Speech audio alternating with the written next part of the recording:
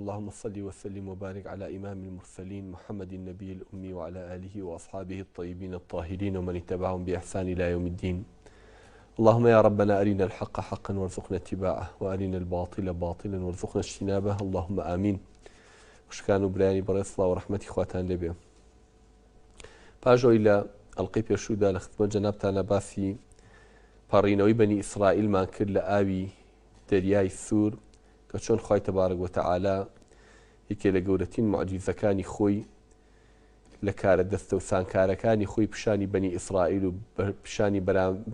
سەرجەم مرۆڤایەتیدا و ئاسارەواتی ئەو ڕووداوەشی هەتا ئەمڕۆ هێشتۆ ئەویش کە بەمانەوەی لاشەکەی فیرعەونە چۆن بەنی ئیسرائیل و موسا و هاڕوونی ڕزگار کرد و چۆن فیرعەون و جێشەکەی نەغڕۆ کرد وكدني بپنگی زمانه ولاشی فرعونی هێشتۆ و معجزەیە هەتا ئەمڕۆ کە لە قورئانی پیرۆزە هەر بە ئاشکرا ئاەتێکی بۆ تەرخان کراوە و ئاماژەی پێ دەکاتکەوە لاشەی ئەم زەلامە دەهێڵێتەوە بۆی ببێ بە عیبرەت و پەنگی زمانە هەتا خەڵک دەرس و پەندی لێوەربگرن تا بێتە پەندێ بۆ هەموو ستەمکارەکان بۆ هەموو کەسانی کە لە هەر سەردەمێکە مەبەستیان ستەمکردن بێ لە میلەتی خۆیان و تەحەداکردنی خوای تەبارەک وتەعالا بێ. پاژەوەی کەوە ئەم معجیزە گەورەیە پیشانی بەنی ئیسرائیل درا و پێغەمبەرێکی نازدار و گەورەی وەکو موسا و تەنانەت هاڕوونیش کە هەر پێغەمبەر بوو لەگەڵیانی دوو پێغەمبەریان لەگەڵا بوو. دوای کە پەڕینە ئەو بەرەوە لە جیاتی حەمد و سەنای خوا و سپاسی خوا و شکرانە بژێری خوا جوولەکەکان کەوتنە بیان و گرتنەم جارە ئەوە چێ موسا وەڵڵاهی جاخۆ لە تینیۆ ئەمرینەوە لەم سەحرایەوە سەحرا لە پێشمانەوە بەحرە لێرەیە ئێمە ئاوێ نەشتی ئەم هەموو خەڵکە بەچی ئاو بخواتەوە وا ئاومان پێ نەماوا لە تینیۆ ئەمرین دەیخوا موسا خواکە چیمان بۆ کات کەوتنە ئەم نەوع قسانە یعنی ئوسلوبی ئەویان نەبوو سپاسگوزاری خوا بکەن سەبر لەسەر باری خوا بگرن بەڵکو هەموو شتێکیان هەر تەزەممور و هەر پرتە و بۆڵە و ڕەخنەگرتن و ئەم نەوع ئوسلوبە بوو. ئەم جارش موسا داوای لە پەروەردگاری کەوتی ئەی خوای گەورە ڕەحمێک بەم قەومە بکەی لەگەڵ مناکەوە هاتوون و هیجرەتیان لە پێناوی تۆیا کردو خوای تەبارەک وتەعالا دەروی خێرمان لێ بکەرەوە پێویستمان بە ئاو هەیە. خوای گەورەش ئەمری پێکرد فقل نضرب بعصاك الحجر فانفجرت منه 12 عينا قد علم كل أناس مشربهم كلوا واشربوا من رزق الله ولا تعثوا في الأرض مفسدين. الله ئەمرمان بە موسا کرد وتمان موسا بە دارەکەی دەستە بسم الله بکە و دوانزە بەردی گەورە هەبوو لە قەراغی بڵین دەریاکە لە ڕۆخی دەریاکە دوانزە بەردی گەورەی لێبوو بڕۆ سەر هەر بەردێک و دارەکەی پێکشەوە بڵێ بەناوی خوا بسم الله بسم الله ئاوە بەسەریانە بڕۆ دوانزە بەرد دوانزە کانیە ئاوی بە وروژمی جوان ئاوێکی شیرینی سازگاری لێ هاتە دەرەوە لە هەر دوانزەیان دوانزە کانی ئاو هەڵقوڵاو لێ هاتە دەرەوە. خوای گەورەوتی ئەوە ئاو دوانزە عەشرەتن دوانزە نەوەی هەر دوانزە کوڕەکە هەمووی خێڵەکانیان جیابوو هەری کانیان بۆ خێڵک هەرێکیان بۆ جەماعەتێکیان ئەمان بۆ ئەولایەکانی یوسف ئەویان بۆ ئەولایەکانی یەهوزا ئەویان بۆ ئەولایەکانی بنیامین ئەویان بۆ ئەولیاکانی یەساکر ئەویان بەم شێوەیە بۆی کەسیان پەلاماری یەکتر نێن هەر خێڵە و هەر بنەماڵێ و ئەوە کانیەک ئاو بۆ خۆی و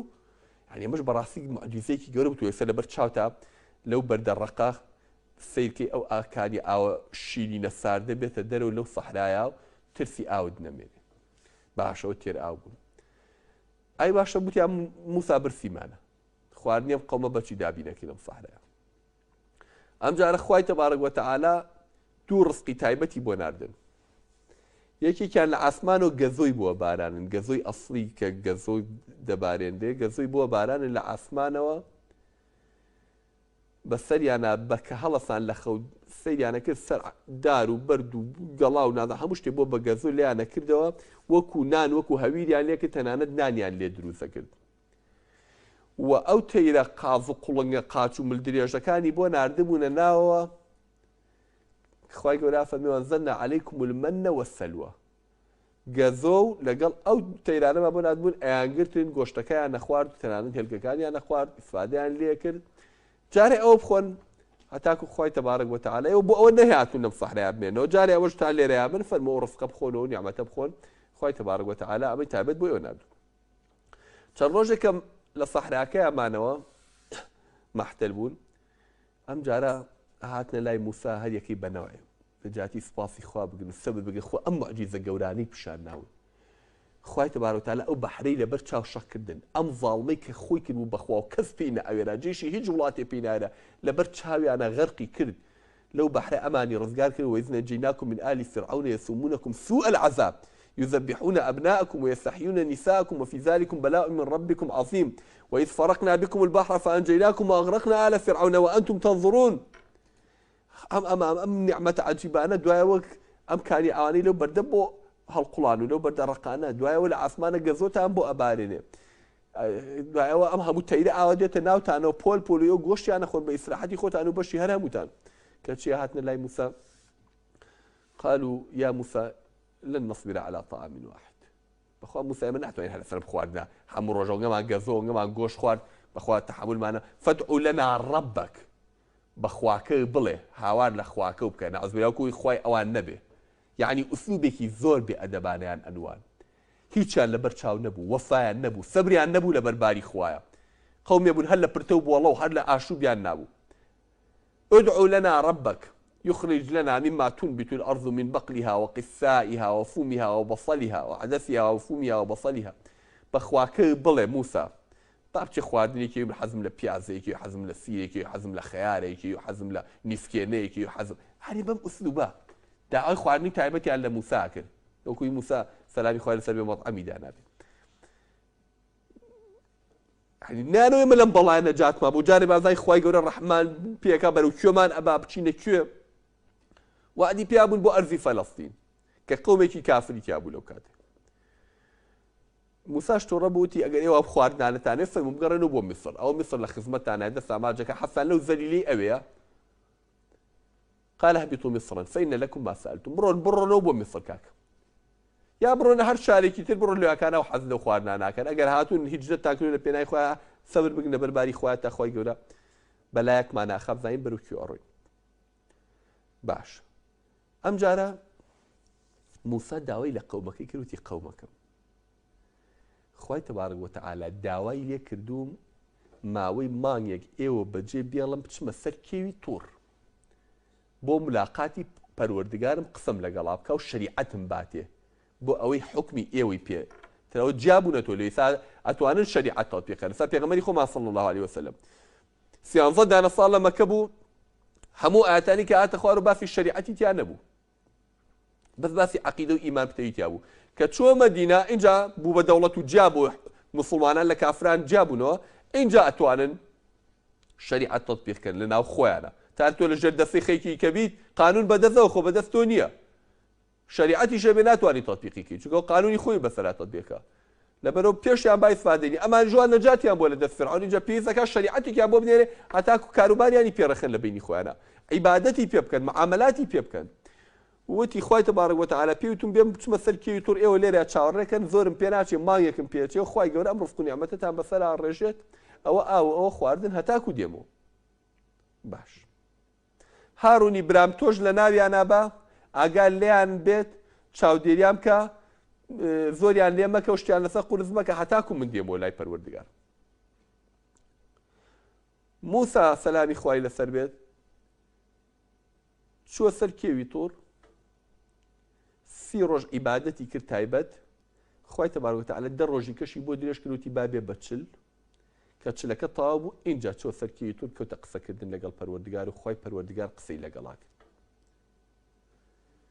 ئەو کە هەموو وەزاین لێکارە داوای بینینی خوای تبارک وتعالىشی کرد و خوای گەورەش پێ دوتی تۆ ناتوانی بمبینی ئەگەر ئەو شاخە تەحملی بینینی منی کرد تۆ یەکی گۆشت و ئێسقا نەتوانی ئەم لاشەی تۆ لە دنیا بەکەڵکیەوە نایەکەوە بتوانێ من ببینێت توانای بینیم ناکە ئەو شاخەز نەبوو بە سوتا بوو بە قەرەبر و تۆ هەر ناتوانیت باش دوایە خوای تبارک وتعالى شەریعەتی تەوڕاتی ناردە خوارەوە بۆچی بۆ موسا شەریعەتەکە لەسەر دە لەوەح نووسرا بوو لەسەر دە لەوەح نووسرا بوو کە ئەو لەوحاناڵن هەر لە بەهەشتەوە خوای تبارک وتعالى وەکو دیارێک و وەشتێکی جوان یایە و تایبەت لەسەری نووسرا بۆ کە بیباتەوە بۆ بەنی ئیسرائیل موساش دڵی خۆش و لە دوای مقابلەی خوای تبارک وتعالى ئەنواع و ئەشکال مناجاتی خوای کرد و قسەی لەگەڵا کرد و پرسیاری لە پەروەردگاری کرد و شەریعەتی فێر کرد و ئەحکامی فێر کرد و پرسیاری تری لێ کرد و تەواو یعنی موعجزەیەکی عەجیب دڵی خۆش گەڕایەوە بۆ ناو ئومەتەکەی خۆی خوا شەریعەتی یاوەتێ کاتێک کە یێتەوە سەیرەکات چی ببینێ سەیرەکە ئەو قەومەی کە خوا ئەو هەموو موعجزە گەورەی پیشاندان لەو ماوەیە و پێغەمبەرێکیشی لە دوای خۆی لە ناویانە بەجێشتووە کە هارونە کە سەیرەکە هەر هەموو دانیشتوون گوێرەکەیە گەپەرست گوێرەکەی چی ڕاستی نا کابرایەکی زەرەنگەریان تیا بوو بە ناوی سامیری تو بووی هەموو قەومانەی کە خوایان هەیە ئەوانە توێ بش بێن ئاڵتونەکانم بۆ کۆکەنەوە خوایەکی جوانتان بۆ دروست دەکەم لە ئاڵتون گوێرەکەیەکی دروست کردبوو لە ئاڵتون دانیشت بوو وای دروست کردبوو طبعا دوای خۆی وتیتی لە خۆڵی جێپەکەی موسا کە ڕۆشتە بۆ سەرکەوتووە هەنگێ لە خۆڵم هەڵکردووە پیاما کرد و تێکەڵم بە مادەی هینەکە کردووە سوبحان الله ئەڵێت کە هەوا لێیاوکو بۆڕەیە هاوکو بۆڕەی گوێرەکەی ڕاستی وای دروست کردبوو وایە زانی وایە نەزانێ مە ڕۆحی تایە ڕاستیە کە سەیرەکە دانیشتون بە دیار ئەوە جا هەر پێشتریش بەلای قەومێکە تێپەڕی موسا لەگەڵ بەنی ئیسرائیلە دانیشتون بتیانە پرسیانت خوا بۆ ئێمەش اجعل لنا إلها كما لهم آلهة هاو خوان هي خوايكش بو إما بو دروس ناقي موسى يعني دوك خواي قورة خواي تبارك وتعالى صاحب دا صلاة أوهم معجزة بشانان هيش تاوان تماعيان لو خواي دارو برداني وخلق بوكاي براد هاد ضيان بو أويل ليا شكا أو ما يتشواص الصالي بين موسى وبين يوسف السلام خواي لسربي خواي رافقيني عن نابرسي أنواع أشكال بتي قوم مكاني كان هنا أبو بخوانو الحرافات يعني هنا أبو ناودينك خوانو ضيان بو أوليا اینجا خۆشەویستین شتە ئەم بەنی ئیسرائیلە بە تووری تاریخ بە تەنها پارە و ئاڵتون بووە بۆیە هەر خواکەی ئەوان لە ئاڵتون دروست کرابوو و هەتا ئەمڕۆ پیرۆزترین خوای ئەوان هەر ئاڵتونە نەعوذ بالله شەڕی هەموو دنیایان بەزە سەر ئاڵتون و لەسەر پارەیە وأشربوا في قلوبهم العجل بكفرهم خۆشەویستی ئەو گوێرەکە ئاڵتونە هەر لە دڵیانە هەتا ئیستاش تامی ئەو گوێرەکە ئاڵتونە هەر هەوڵیان بۆ ئاڵتونەیە شەڕی هەموو دنیایان لەسەر ئاڵتونە و خاوەنی گەورەترین ڕادەی ئاڵتونیش لە دنیای تا ئەمڕۆی لەگەڵا بێکیشڵا دواتر باسەکەین هەر بەدەست ئەوانەوەی باش سەیرەکە گوێرەکەیەکە پەرسن دوارە موسا بێتەوە بەو خۆشی و دڵ و سینە کراوەی کە لای خواتۆم شەریعەت جوانی بۆیان کەسێکە قەومەکەی ئاوایە بۆیە لەوحەکانی کوتاب بە عەرزا لە تووڕەیە تێمەوە مستحەقی ئەمەنی نەمەتان هەر بدرێتێ ئەم شەریعەتەتان بدرێت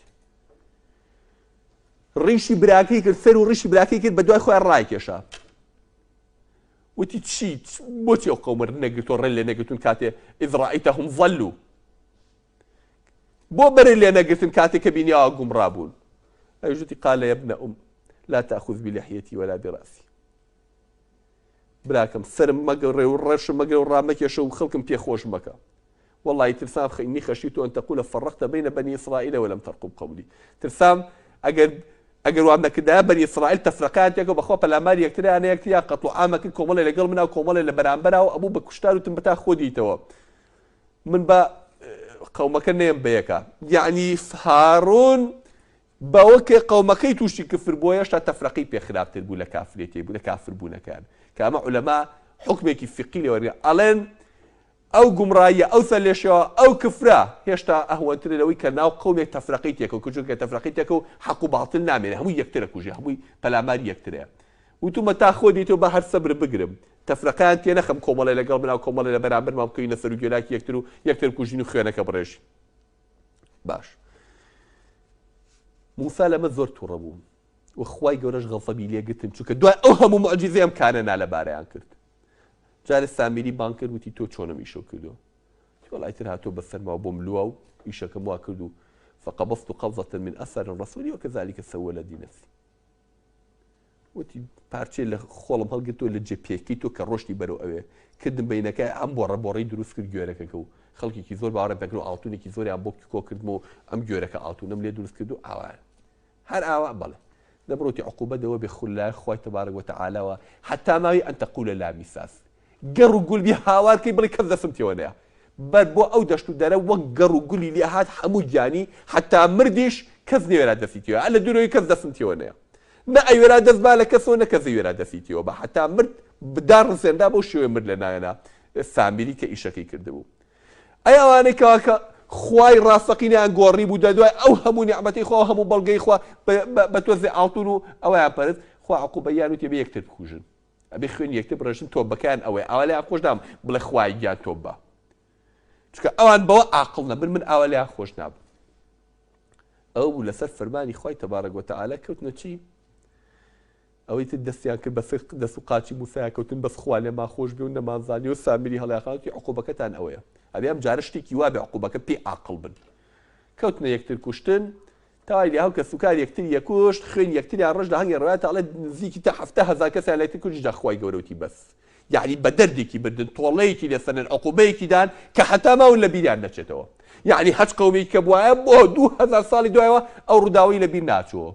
کەچی ئەم بەنی ئیسرائیلە وەکو نەبایەندی بێنەوە باران لە دوایەوە دیسان دەستیان پێکردەوە وەکو جاری جار لە دوایەم عقوبە گەورەیە. ئەم جارە موسا داوای ڕوخسەتی لێکردنەوە بچێتەوە بۆ ملاقاتی پەروەردگاری خۆی تاکو بزانێت داوا لە پەروەردگاری کە قسەی لەگەڵا بکات لەسەر کێوی تۆرچی بکەن. ئەم جارێتی موسا تۆ هەموو جارێ ڕووی بۆ سەر و کێوە من باوەڕم پێ ناکەین ئەمە بەکێ بە موسا لە دوای هەموو عەجیزەیە کاکا بێ هەفتان نوێنەری ئێمەش بێوانیش بێن لەگەڵ تا با بزانین تۆڵی چی لەگەڵ خوایە ئەمە نییە هەموو جارێ خۆتەوە بڕۆی بۆ ئەویاکانەوە لا حول ولا قوة إلا بالله. ئەبێ نوێنەریان بیکاکە نوێنەرکی وەڵا لە هەمووی ئەوەی منەچم ئەوەی منەچم ئاخری لە هەموو خێڵەکان و وینەکان هەفتا پیاویان هەڵبژاردووە نوێنەری هەمویان هەفتا پیاویان هەڵبژاردووە کە ئەمانە بچن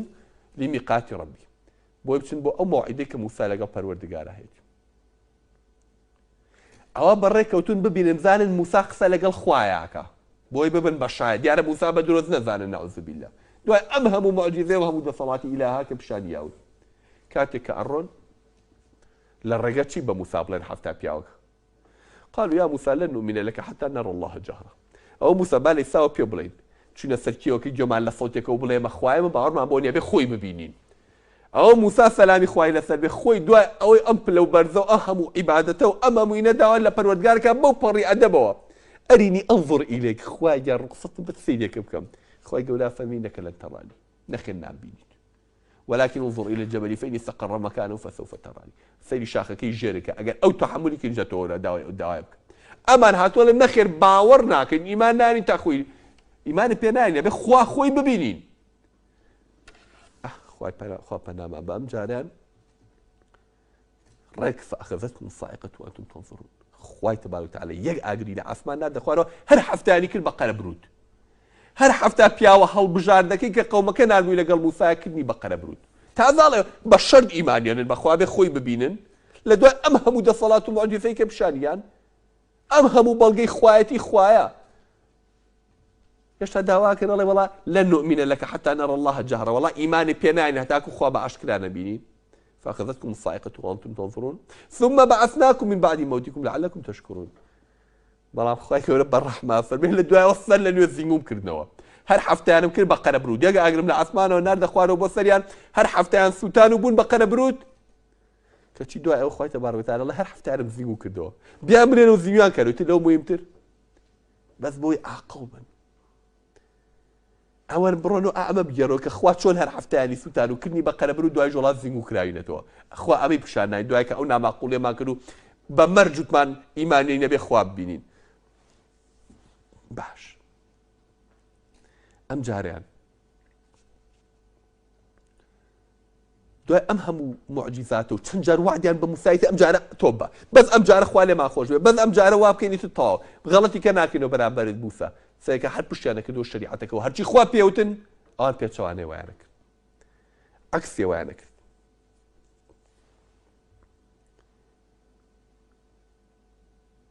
خوای تبارک وتعالى دوای ئەوەی ئەو عقوبەی بە 7,000 کەس کە لێ کوشتن و دوای ئەو هەفتا پیاوی سووتان و زیینگوی کردنەوە ئەم جاریان بۆ ئەوەی تەواو بیان ترسێنە ئیتر هیچ کەسێکی وا لێ نەکرد و ئاوا بیترسێنە بۆی تۆبەی پێ بکە شتێکی لەگەڵاکردن کە بە توولی تاریخ لەگەڵ کەسا نەکراوە. خوای تبارک وتعالى کێوی تووری لە بن هێنایە دەرەوە کێوی توور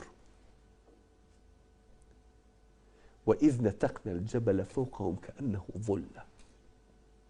أفرمي أو شاخمان لبنيا نادر وخصمانا ستة بلاسري عن راماقل تشيايك شاخي كي جورا كي طول لبن بيني تدرو لستة بلاسري أو خلق راي بقري يعني اشتوا هرنبو منظري وا حتى إذا كذ منظري كي نديو الشاخي لبن بيت تدرو أو عثمان والراب جري لستة بلاسري قومك عوابيك وتان لصحرايك. ئەم جارە موسا هات ئەو شاخە لە سەر تەپڵسەری و خەڵکە ژنەگری مناڵەگری پیا و هاوارەکە هەموو تۆ بەخوایان خەجاڵەتین جاریکە وا ناکەین جاریکە غەڵەت ناکەین جاریکە ناماقوڵی ناکەین جاریکە کفر ناکەین جاریکەوە ناکەین. ئەم جارە موسای هاتۆ دانیشتۆ لە بەرامبەریان ئەو شاخە وەکو پەڵە هەور بەستە پڵەسەریانەوە ئەمانیش لەژێریا ها ئیسارا ئیساکەوە بەسەرمانە و هەر هەمومانە پلیشێنێتەوەمان با بە ناخی عەرزە لەژێر ئەو سێبەری شاخەیە ئالەویە یەک بە یەکیانی هێناوە وەرن ئەم جارە لەسەر دەستی موسایە بەیعە بە کە جارێکی کە ناماقوڵی ناکەن و لە فەرمانی خوا دەرناچن. ئالەویە ئەم جارەیان وئیذ ئەخەذنا میثاقەکم وڕەفەعنا فەوقەکم الطوور خذوا ما ئاتەیناکم بقوة واذكروا ما فيه.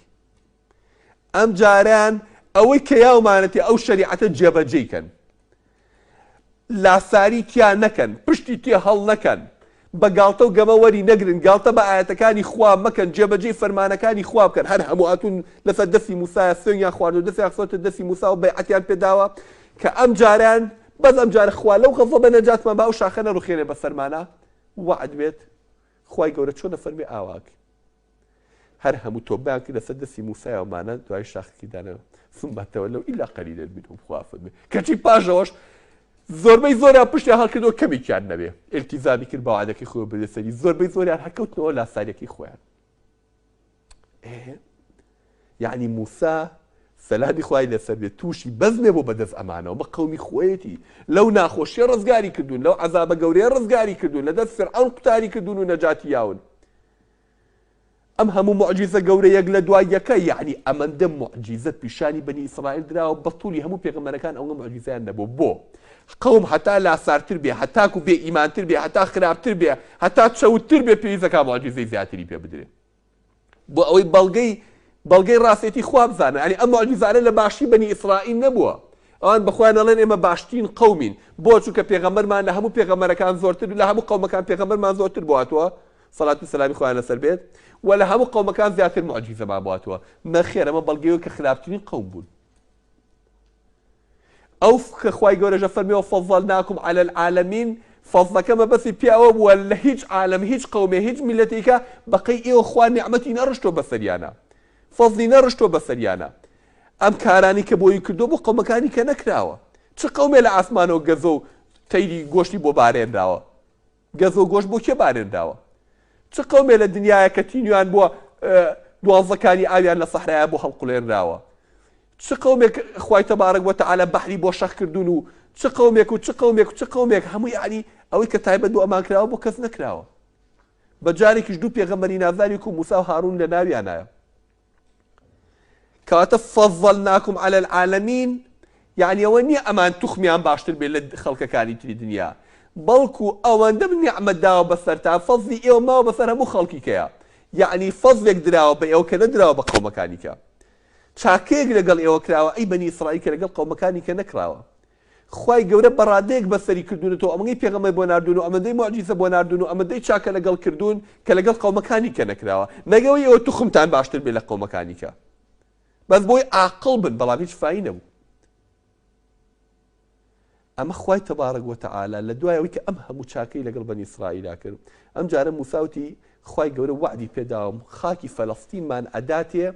ئێستا قەومێکی کافری ستەمکاریتیایە.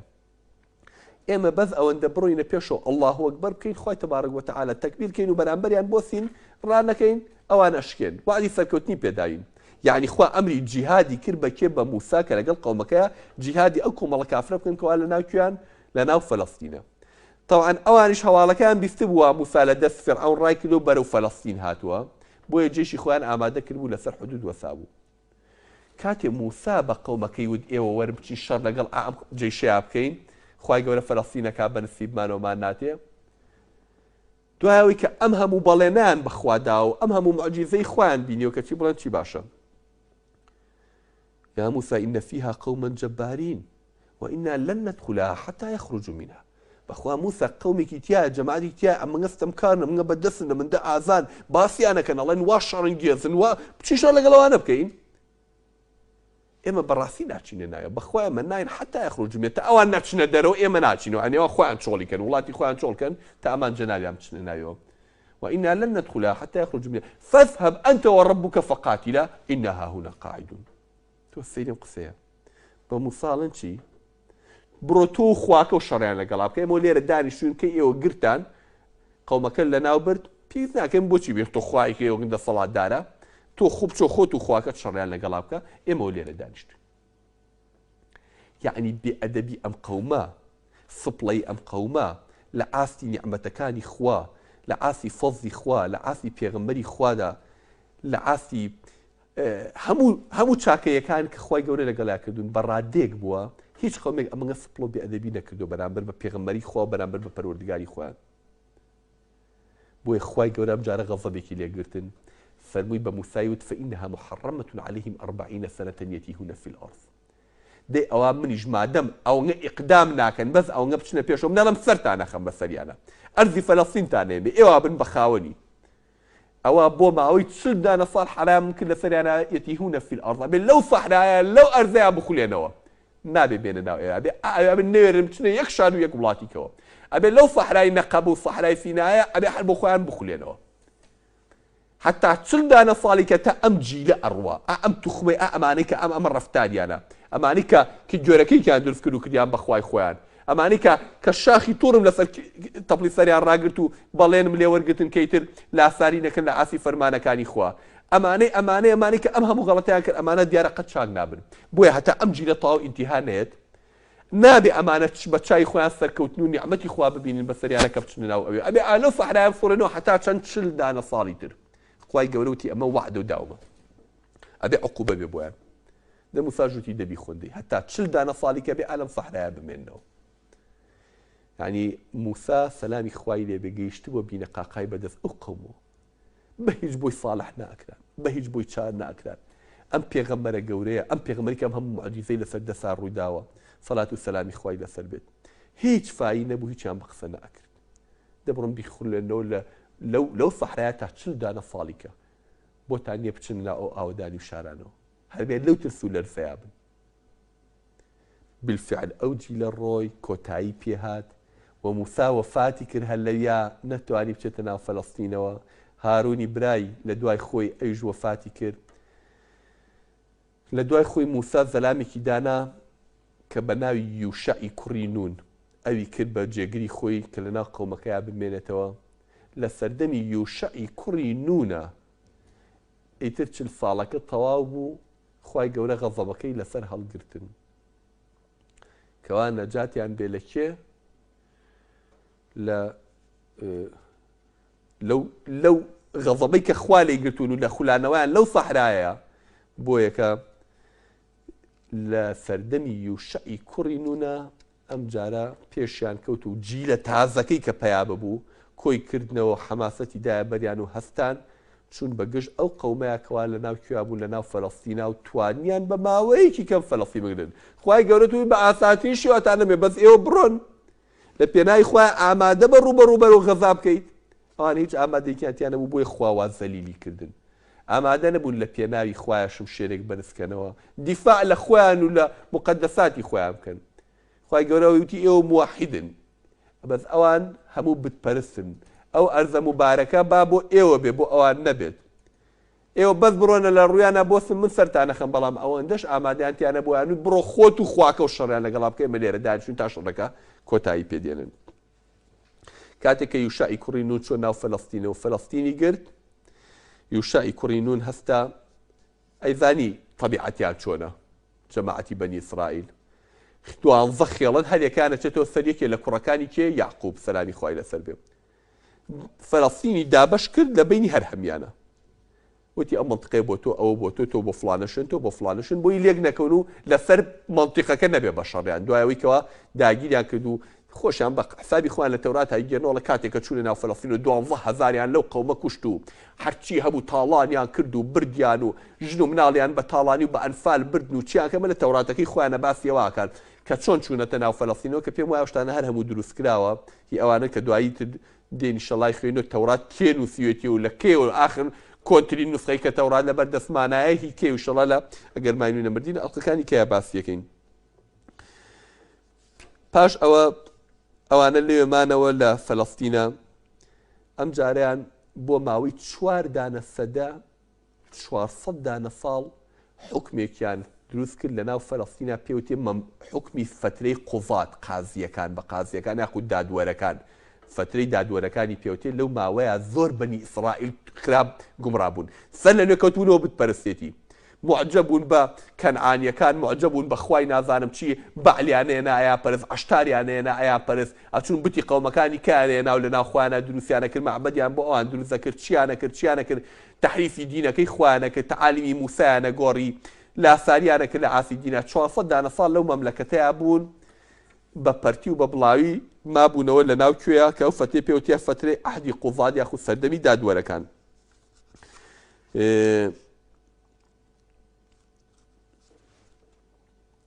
لەو ماوەیە جارێکی تر لە دوای 400 دانە ساڵەکە فەلەستینیە کۆنەکان کە کاتی خۆی بتپەرست بوون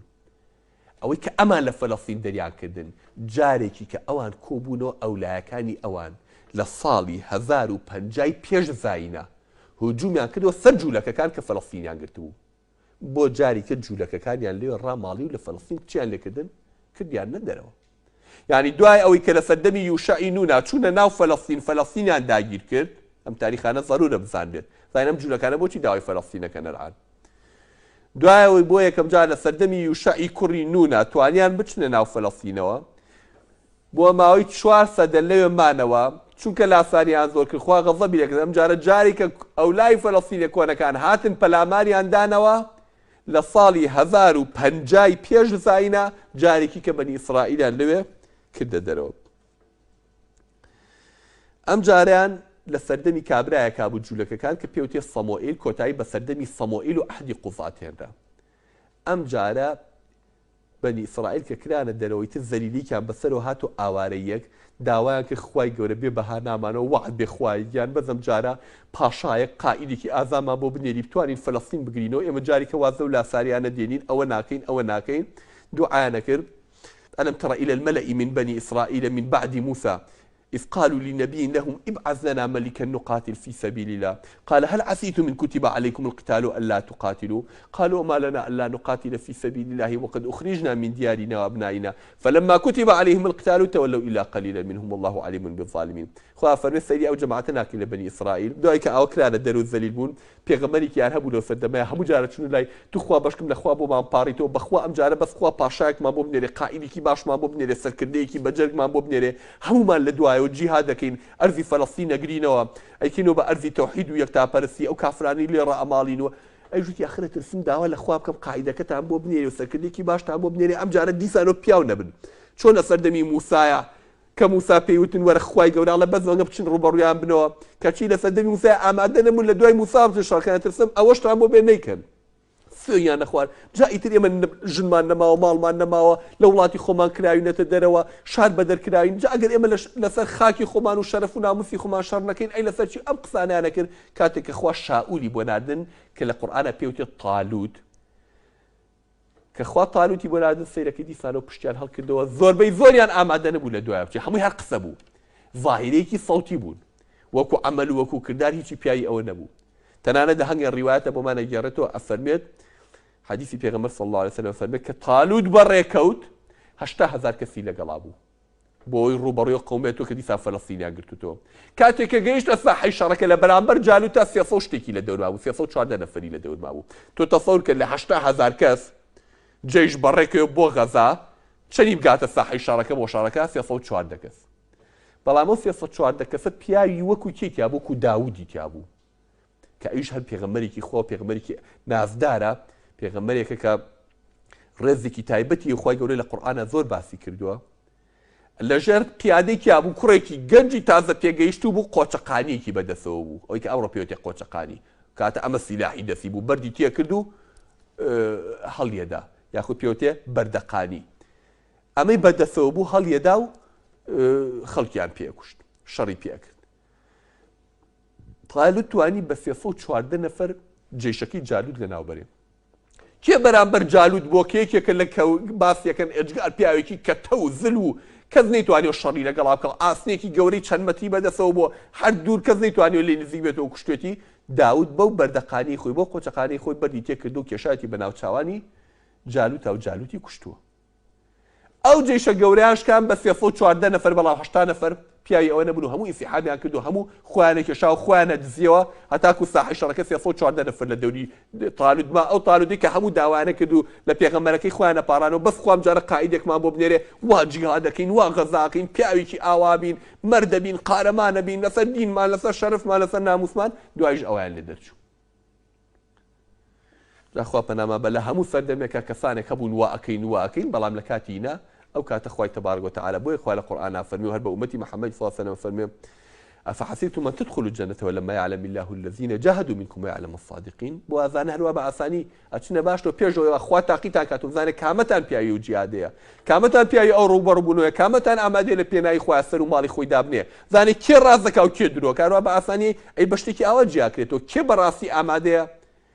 لبيناي خواه سر ومالي خوي دابنية بو يكو جولكانشي بهمان شو تاقي كردو بلام خواه قورا لسدسي 314 نفره سەرکەوتین بەدەستێنا توانیان فەلەستین بگرنەوە ئەم جارە چوونەوە ناو فەلەستین کێکرا بە پاشا کێکرا بە دەسەڵاتدار داود و ئاتاه الله الملك والحکمە خوا مڵکیشی دایە و حکمەتیشی دایە بە داود بوو بە پاشایەک بە قسەی خۆیان لە تەوراتە باسێکە ئەڵێ 40 دانە ساڵ داود حکمی کردووە داود سەلامی خوای لەسەر بێ عەرزمان کردن یەکێکە لە پێغەمبەرە نازدارەکانی بەنی ئیسرائیل بە پشتا و پشت دەچێتەوە سەر موسا سەلامی خوای لەسەر بێت نزیکەی 400 دانە ساڵ لە دوای موساوە هاتووە لە دوای موسا پێغەمبەر و سەلامی خوای لەسەر بێ هاتووە بە گەنجێتی حکمی بەنی ئیسرائیلی گرتە دەست گەنجێکی زیاد لە حەدەن خۆش بووە بە توولی تاریخ وەکو چۆن جوانێک نەبووە وەک یوسف بە توولی تاریخیش دەنخۆشێک نەبووە کە وەکو داود دەنگی خۆش بێ گەنجێکی ئازا و بەغیرەت بوو کوڕێکی خواناز متتەقی پێغەمبەرێکی گەورە بوو کە خوای تەبارەک و تەعالا لە چەندی شوێنی قورئانە باسیەکە و هەندێک عیلمیشی ئەزانی هەندێک شتی ئەزانی کە یەکەم جار بوو ئەو بیزای مەسەلەن نەوعەجلێکی پۆشاکێکی دروست دەکرد شمشێر نێبڕی تیر نێبڕی ئەوەی کە ئەمڕۆ پێوتێ ئەوەی کە فیشەک نایبڕێ ئەو کاتە لە قوماشە شتی وای دروست دەکرد بە زنجیر و ئەمانە کە نێبڕی لە سەردەمی ئەوە ئەتوانرا ئاسن بتوێنێتەوە هەنگێ مەوادی عەجیبی لێ دروست کردێ هەنگێ سیلاحی عەجیبی دروست دەکرد حەزارەتێکی دامەزران دەوڵەتێکی بە قووەتی دامەزران بەڵام بەداخەوە بڕۆ سەرگوزشتەی ژیانی ئەو پێغەمبەرە نازدارە سەلامی خوای لەسەر بێ لەگەڵ سولێمانی کوڕی کە گەورەترین پاشای بەنی ئیسرائیلی بوو یەکێکە لە گەورەترین مەلیکەکانی سەردنیا بە توولی تاریخ وا بازەکرێ ئەم دوانە وەکو پیاو کوژ و جەردە و خائین و ئەمە لاخود پاشای خۆیانن چۆن فڵانی کوشت و چۆن ئەو ئەوی کوشت و سلێمان براقی خۆی کوشت و حەزی لە ژنی کابرایە کرد و کابرای نار بۆ شەڕ و بە کوشت پیاوە ژنەکەی هێنا و داود وای کرد و نازانم عەفو بۆ داود ئەمە بازەکەن حەزی لە ژنی یەکێ لە عەسکەرەکانی کردووە کابرای ناردۆ بۆ شەڕ و بە کوشتیاوە خۆی ژنەکەی هێنا و سلێمان چی کرد و یعنی شتی وا ئەگەڕنەوە پیاو هەر ڕووی نایە باسی کە شتی وا بوختانی وا بۆ ئەم پێغەمبەرانەیان ئەکەن دیقەت بە لەناو ئانە فەرقی بینی لە تەورات و تەلمودەکەی بەنی ئیسرائیلە بڕۆ بیخوێنەوە فەرقی بینی پێغەمبەرێک و جادوگەرێک و سیحربازێک و قۆڵبڕێک و قائیدی جەیشێک و ئەمانە ناکەن حتى ئەو فلیمانەی ئەمڕۆ کە لە هۆلیۆ دەرەچێت کە مخریجە یەهودیەکان لەسەر موساوانە دەرەکە هەروەکو سیحربازێک پیشانیەدەن بڕۆ ئەو حکایەتانی کە لە سەریانی گێڕۆ هەر وەکو جادوگەر و پاشایەک و سیحربازێک باسیەکەن تحریفی کامیلی ئەویان کردووە گەورەتی سوکایەتی بەرامبەر بە پێغەمبەرەکانی خۆیان نەکەن بۆیە کە ڕێز و حورمەتیان نەبوو ئەوانەیان قەدلا نەبووە هەر بۆیە کە هیچ قەومێکیش بەقەی جوولەکە پێغەمبەری خۆیانیان نەکوشتووە جاری وا بوو لە ڕۆژێکە دایان پێغەمبەری خۆیان کوشتووە سەریان بڕیون ئاوا کردویانە بە حەفلە و بە ئاهەنگ لە دەوری سەریان بەنی ئیسرائیل لەسەر دەستی داوودا سەلامی خوای لەسەر بێ بۆ جارێکی کە توانیان چی بکەن دەسەڵاتی خۆیان وەربگرنەوە لە فەلەستینا و دەوڵەتێکی ئیسرائیلی بە قووەت دامەزرێنن دەوڵەتێکی یەهودی بە قووەت کە حکم بە شەرعی خواکە پاشاکەی پێغەمبەریشە و پاشاشە کە داودە سەلامی خوای لەسەر بێ لە دوای ئەویش سولەیمانە کە پێغەمبەریشە و پاشاشە سەلامی خوایان لەسەر بێ کە ئیترۆ فترە گەشەکەی بەنی ئیسرائیلە هەم مڵک و دەسەڵات هەم دینداریش چونکە خوای گەورە دەسەڵاتی وای پێدابوون نەک ئینسیش نێتوانی نەک ئینسانەکان نایانتوانی لە فەرمانی ئەم دوو پاشایە دەرچن بەڵکو خوا جنۆکەکانیشی بۆ مسەخەر کردبوون ئەگەر ماین و نەمردین ئینشەڵڵا لە ئەڵقەیەکی ترا دێنە سەر باسی حکمی داود و سولەیمان و کە لە دوای ئەوەشە چی بەسەر بەنی ئیسرائیل هاتووە خوای گەورە یار و یاوەری هەمومان بێ ئەقول قەولی هذا واستغفر